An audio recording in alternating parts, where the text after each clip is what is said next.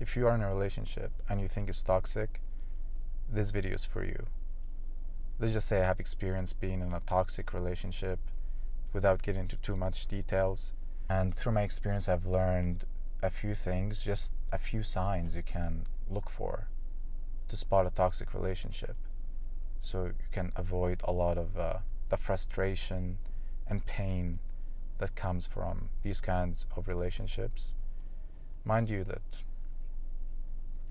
a lot of relationships are actually toxic, even though they look healthy from the outside, just because of how hard it is to be in a healthy relationship. But there's no denial that some of them are more toxic than others. So depending on your situation, use your judgment to decide if your relationship fits the description of these signs or not. So the first sign is if you're constantly getting blamed for your partner's emotions. Now, how would this look like? Let's just say you're going through your day and you talk to your partner and you realize your partner is feeling bad, but for some reason it's your fault they're feeling bad. You didn't necessarily do anything wrong to upset them, but you're being blamed for their bad feelings, and now it's your job to make them feel better. It's not your responsibility to make sure they're feeling good all the time and to make sure that nothing ever goes wrong in their lives that would make them feel bad. Because at the end of the day, it's the other person's responsibility to handle their emotions and learn how not to project them on other people and how not to blame the other person for them. So this could be especially difficult to spot if you are a naturally empathetic person, because if you have a lot of empathy, you would feel like now it's your responsibility to make the other person feel good, and you can try, but it could get exhausting really quickly, especially when you realize that the other person just goes through their mood swings and there's nothing you can do about it. It's just how they're wired. They just can feel bad for any reason at any time of the day, and then now it's suddenly your job to fix it. So be careful with this one, because you don't want to be stuck in a situation when you're always trying to make the other person feel good. If you feel that way in a relationship, then it's a sign that you're dealing with somebody that either doesn't have that much accountability or responsibility over their state of being, or you could be dealing with somebody with a mood disorder. Another sign is selfishness and manipulation, and they both go hand in hand, because if somebody's selfish, they're naturally going to manipulate you, or they're naturally going to want to manipulate you to get what they want out of you and the relationship. And that's not to say that you should be always selfless and you should be always thinking about what the other person wants and needs.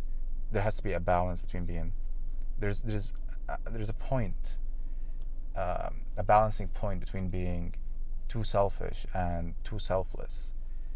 A point where you are getting your needs met, but at the same time you are aware of what the other person's needs are, and you are also trying to meet them. The more empathetic you are as a person, the less likely you are going to be able to spot this sign or any of the signs, really, because you're going to always try to put yourself in the other person's shoes, and usually if the other person is too selfish, they wouldn't be able to do the same for you. So you're going to have to sacrifice a lot to make the other person happy, and you're going to get burnt out. You won't realize it if your emotions are too involved too, because you know what they say, all is fair in love and war. So you think if you love the person, then it justifies you sacrificing your emotional and psychological well-being. And eventually you're going to reach a point where you can't do that, especially if something stressful happens in your life and you realize you need support through this stressful situation. Well, you're out of luck because the other person is too selfish to give you the support you need. So it essentially becomes a one-way parasitic relationship where one person acts like a parasite and sucks everything out of the other person, both literally and metaphorically. Take that as you will. The last sign I want to talk about is too much independence or too much dependence. They both are equally bad. Like most things in life, you want a balance between two extremes. And if one person is too dependent on the other, it's going to be exhausting for the other person, because now they have to be there for every single big or small thing that happens.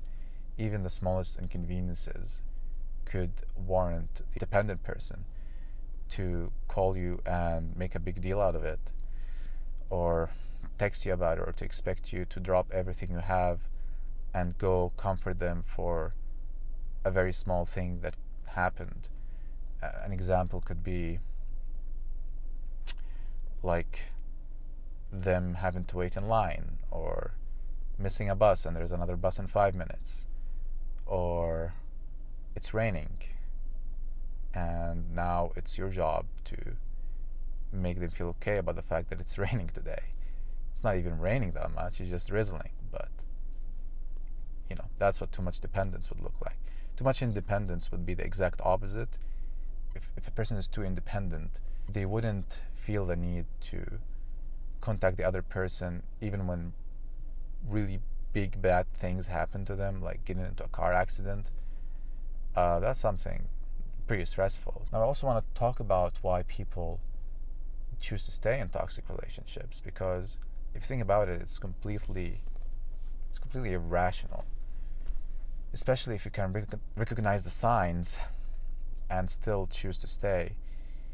But there is an explanation that would make sense other than being attached, which is an obvious thing, but I find it difficult to understand why people would stay in relationships that are clearly bad for them for years and years. So I started looking for an explanation. I found something called the sunk cost fallacy, which is a principle in economics, or from economics. And the principle is basically that if a person or a business have invested in a certain strategy or certain plan, and they're executing that strategy or plan, and it's not working, they choose to keep executing it even though it's clearly not working, and it will be more beneficial to drop that plan. It applies to relationships as well. So this explains why some people would stay years and years in some toxic relationships, because they have already invested years in the relationship.